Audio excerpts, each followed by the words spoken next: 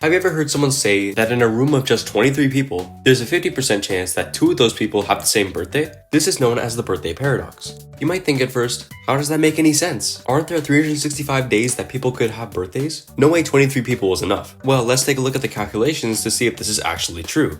First, we said that 23 people were needed for a 50% chance of 2 people sharing the same birthday. But what if we wanted to make the odds 100%? Well, that's pretty easy. In order to get the maximum number of people we would need to achieve 100%, we would have to get one person who's born on every possible day, from January 1st to December 31st, excluding February 29th from leap years, and add just one more person. Since we gathered 365 people that each had different birthdays, when we add the 366th person, they will have a match, as there's already a person for each possible birthday. So this tells us that we need at the most 366 people for there to be a 100% chance that 2 people share a birthday. But we're going to have to use a different method to solve the original statement. Say you and a friend wanted to compare your birthdays. The chances that you have the same birthday is 1 in 365. If you're a bit skeptical of this probability, think of the chances of rolling doubles when you roll dice, not the chance of rolling the same number twice. Like say you wanted double 6s, the chances are 1 in 6 for your first die multiplied by 1 in 6 for your second die to get an overall probability of 1 in 36. But that's not what we're looking at. Think of yourself as the first die. Randomly, you were given your birthday,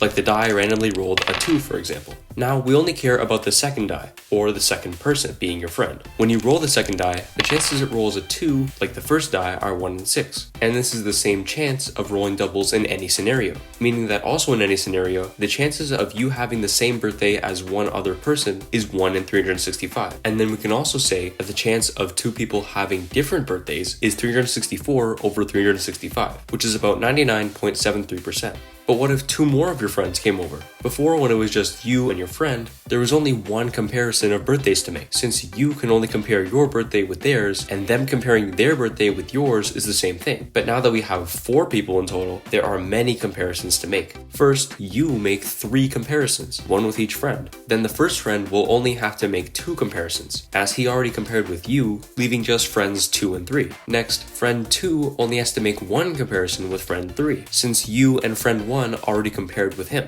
And by now, friend 3 will have compared with you, friend 1, and friend 2, so all the comparisons are done. And using this formula, we can find that the total number of comparisons is 6, meaning that the chances of all of you having different birthdays is 364 over 365 multiplied by itself 6 times, or to the power of 6, making the odds 98.37%, or 1.63% that there is an overlap in birthdays, which is still a small percentage, but more likely than 0.27% when there were only 2 of you. Now let's take this to a larger scale, that being the room of 23. If we do the same thing and compare your birthday to the 22 other people, then the second person compares with the other 21 people, and the third person compares with the other 20 people, and so on, until everyone is done comparing with everyone. We can find the total number of comparisons using this formula to get 253 total comparisons, and since each comparison is 364 over 365 times itself 253 times, we can just raise this fraction to the power of 253 and multiply it by 100%, to get 49.95% as the percentage of not getting the same birthday,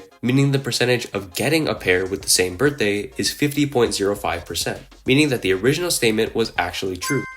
Anyways, I want to thank you all for watching, but before you go, I challenge you to try the birthday paradox for yourself. Perhaps in one of your classes, see if you can get the birthdays of all of your classmates, and since most classrooms have around 30 people, you'll actually have a 70% chance that 2 birthdays are the same. Let me know if you tried this in the comments, and while you're there, leave a like on this video and subscribe to the channel so you don't miss any new uploads. See you next time!